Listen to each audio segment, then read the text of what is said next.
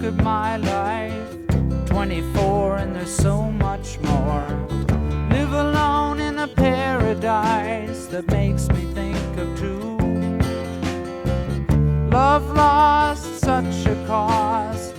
Give me things that don't get lost, like a coin that won't get tossed, rolling home to you.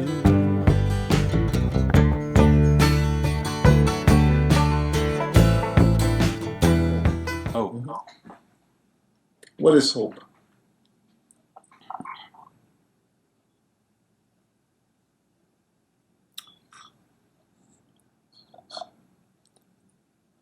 Hope is, an anticipation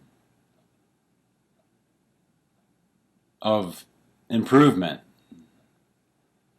improving the situation. I mean, you are here.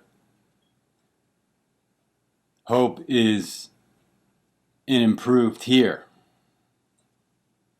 It's an improvement of position, momentum on the timeline.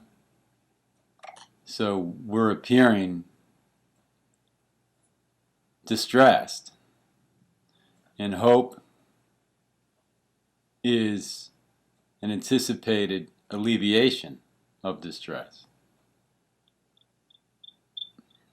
So to a large degree, our imagination is one of the building blocks of hope. Our ability to imagine that it could be better is the building blocks of hope. Imagination. One would have to be able to imagine better than where they are currently at. well, again, anticipation. Yeah, to anticipate a better position than you find yourself in now. So, But that would be imagination. You are imagining that you could be better off than you are now. In your mind, you are saying, if this happens or that happens, I'll be better off, relieved. And I'm going to hold on to the hope that my imagination somehow fulfills itself. well, we could take it back further than that, imagining or anticipating an improvement. You have imagined the distress. So, if we take it the distress to cause, which is really the modus operandi to the conversation, is you take the distress to cause and you realize together that the distress was imagined for a perception of hope, value. So in dreaming, it's all about imagining, but the premise is to appear, willingly to appear not as self for value. So that is the distress. If you don't know who you are, you're in distress. Well, I don't know who I am. You know what I mean? You have amnesia. You have volunteered to have amnesia, and then you're trying to find what you are through what you are not. So I'm sorry. No, go ahead, expand. So we've conceived of a maze, a paradox of self, and then we use the imagined self to try to find our way home. So that could be used as a very description of the problem, the distress. So yeah, I agree with you. We're imagining that in that imagining, we could see a hope. We can anticipate something in a future timeline that would take us from this distress. And that's what all the ordering's about. You join the club, you join this, you join the church, whatever it is, in order to order that to a hopeful change of situation of the position. So that's what all ordering systems are about. You've agreed to the distress, and now you try to order a system that would alleviate you from the causal stress. So that's the madness of the dream. I think what we need to say right now is that this conversation is about a willingness for you, Jakarta, me, Jacob, to come to this conversation and to reveal our own insanity. We have been insane. I have volunteered to be insane. But what we're proving with this conversation is that we cannot be totally insane. Witness this conversation. So the hopelessness of our situation, our appearance, if you will, is seen to be absolute. It is total. Our willingness to appear as not as ourselves, is hopeless.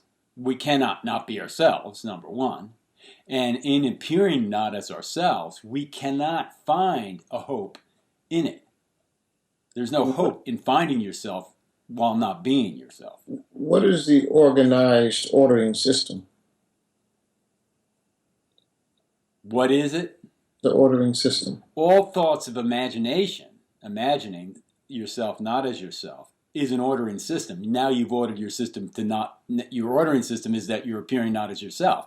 That's the onset of the ordering system. That's an ordering system. You've ordered yourself to be, and you've arranged yourself to not be yourself. You know what I mean? So that's an ordering system in itself. So all ordering systems in the dream are imaginary ordering systems that, you know, whether it's bloodlines or religions or family genealogy, DNA, these are all ordering systems. You ascribe to each one for that hope that you're speaking of, Jakarta. We're not going to continue to do something if it's hopeless, right? Right. So that's why we invent another system, another way of thinking to see the hope. You know, Bernie Sanders, Donald Trump. You know, we see something else that would, or reparations, you know, or Black Lives Matter, or, you know, white supremacy. You know, we see another ordering system that would take my positional appearance as fictional and see a fictional hope.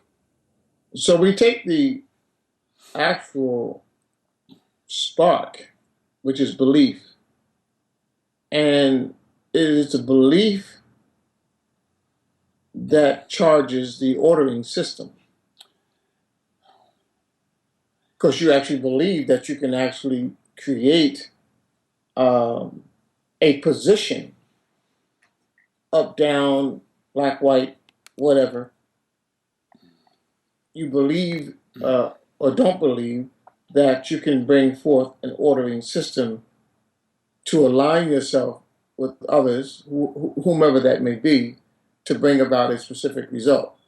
Belief is is like the gas in a car. You know, it gives it its momentum, the belief. What is belief? Belief is a willingness to hold in your mind. It's a belief. You believe it. Perception is projection. In dreaming, perception, you believe what you see is there. You believe what you see is there. And you believe it there because you want it there. And I think you touched on it very powerfully.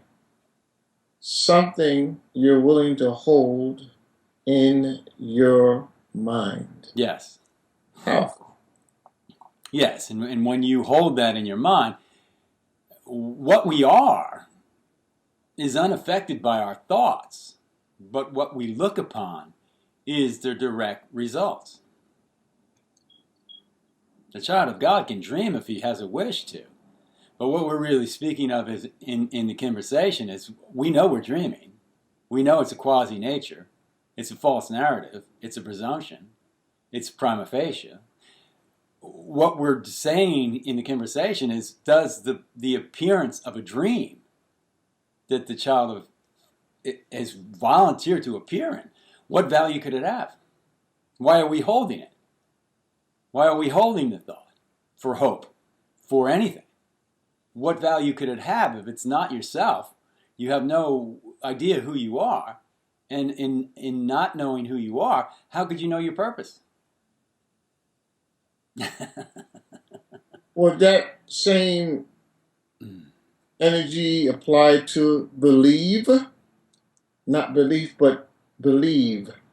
You need to believe it. The belief is held. Then you believe it. Yeah. So believe is just another tense of the belief. So again, you believe it. You want to see it. You see it. Now you believe. You believe what you see is there. You believe what you see is there. So can we say that belief is the willingness to hold something in your mind, and believe is to you're now beginning to create structures around what you're willing to hold in your Well, mind. again, you see what you believe. Me'un et tuon, you believe you're separate from your brother and you're different from your brother. So you believe that, you see it. Is it true? No. Dream, illusion. Hope, in illusion, it would be illusory dream. Illusory hope. Everything in the dream is false. It's an illusion. You as the maker is the father of all lies. Yes. So in the conversation, what we're really revealing in our own insanity is we've been willing to appear as Satan. We are the fallen angel. No one else. Adam is Satan. No one else. So I'm sorry. why is it that we have a tendency to, when we speak about creation, be it angels fallen or angels that are taking elevators to the ninth floor, Right.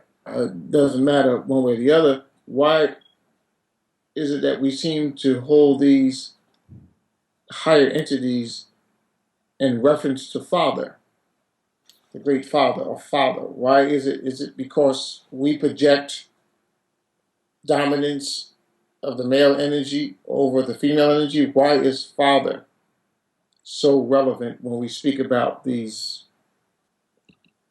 Well, again, that's just a different ordering system. There is no, and again, I'm not talking about genders here. There is no female. Male is the activating mechanism. In other words, I'm not talking about genders. I'm talking about thought. A male is like a thought. It's like you're holding a thought for value. You believe it, you see it. Okay? That's why Adam was first. Eve came out of Adam's body itself. Like he conceived of her. Like, women always say, well, men can't give birth. Well, Adam gave birth to Eve, didn't he? So again, it's about that thought. I'm not talking about genders at all. We are one. We're not brothers and sisters. We're kin. So the thought is male. The mind is the activating mechanism. We have volunteered to dream. And then we try to find the value of the dreaming because we're holding the thought, the belief, for value. So that our search is always for the value of the thought. And again, the excuse for the distress is always projected outward to Satan, to the Bilderbergs, to the New World Order, to the Democrats, to the Republicans, to the black, to the white. So again, we're all doing the same thing. Exactly. But it just appears to look different. We're deceived by what it looks like. We're investigating in the conversation the content, the cause. I'm not concerned with the effect. If we investigate the cause, the content, and see it fallacious, why would I be concerned about the effects, the form? Okay, so this is our investigation together. This is what we've discovered, and this is what we'll reveal. I'll never not teach anything but this. So I teach it to learn it. I'm not above you. There is no above you. There is no more or less than what we are together in this conversation. So those avenues that the Father is above and has given birth to you is basically your own attempt in your mind to see a cause in the dream itself. There is no cause in the dream. You volunteered for it to arise. You're the maker. You're the God, if you will, of the dream. You have made the dream. You've made the fictional contract. So our willingness not to hold the guilt for that, the fall, the guilt that we hold, the sin debt guilt, we project it outward. So the conversation is a willingness to come and take and accept the responsibility for this making of a corrupt self. We are the source of the corruption. So I'm not blaming anyone else for what I'm seeing. I believe what I see is there, and I believe it there because I want it there. Yeah. So we're forgiven together in the conversation, and that's our only purpose in dreaming, is to forgive the dream for what we imagined it could do to us. It can't do anything. And then accept the responsibility of the doing to us was a self-inflicted wound. Mm. So we have stated, and we have heard numerous times from your research, mine as well, that one of the reasons why we find ourselves in this quandrum as a species is that we're seeking love. Love is being sought. If we are, in essence, love, and that's all we are, then why do we seem to find it so hard, A, to see that we are love, and then B, why are we seeking something that we already are? Well, that's the question. That's the question. That's the valid question. Because the answer to A is because we're willing to appear not as love, not ourselves. And to answer the question B is, then in not being love, how could you find yourself? It's a futile attempt. If you're appearing not to be yourself, love, how could you find love, which is the goal? So the willingness to appear not as yourself is not the goal we seek. So the goal of not being yourself is to lose love. That's the source of the distress. Yeah, that's the source of all distress. We're appearing not to be ourselves. We are love. The willingness to appear not as yourself is to be different than tuun, meun, tuun. You appear to be different. That's your distress. So what we conceive of the goal of achieving to be better than meun et tuun is actually the source of the corruption. Clearly. I mean, this is obvious. This is an obvious. What we're teaching right now, what we're trying to learn together right now, is the simple learning of the obvious. This is so obvious. It's right in front of you. All you need to do is accept the remedy. So, love lost is, or has been fabled since the beginning of time, this falling out with the gods, this falling out or the separation between man and woman, or this division that we speak about, is the idea that somehow love is lost. Awesome that you clearly stated, and I see it, that love is not what we're seeking. Right. Love is not what we're seeking. Right. And so if one, or how could one reignite the idea that love is not lost? And it is as close to us as the air in our bodies. It's as close to us as the skin, on our spacesuit. Closer still. Right. Love is not lost. Well, how do we find it? How do we convey the idea that love is not lost? You you asked the question, and in asking the question, we're participating in the answer. Yeah, when you ask the question, you're participating in the answer. How do we not be lost? We stop agreeing to be lost for value. Again, Adam didn't fall, he jumped. We weren't, no one took this from us. We volunteered to lose it for value. So we're invested in dreaming, we're invested in a loss. That's why everything is predicated on destruction. We're sacrificing ourself to be another self. So the very organizing principle is loss. Loss of what? Awareness of self. Awareness of truth. Awareness of reality. So we're invested in a loss. So no pain, no gain. We're invested in platitudes of insanity. Wow. So all axioms of dreaming, maxims of dreaming, are insane. We're saying no pain, no gain. No risk, no reward. God helps them who helps themselves. All these maxims are insane. Absolutely insane. They're always going to be insane. But to the insane, my willingness to appear not as myself, insanity seems logical. Wow. So we are lost together. Of course, we've never been separate. We've never been lost. And we wake together. So this is we're talking about, we can't escape our sanity. We can't be totally insane. So the conversation is opening your mind to that fact. So here we are. We've conceived as the maker of an insane situation that we've agreed to appear in as value. It's not. And so we will hold the thought in hope that it will bring us to salvation, to hope, to love.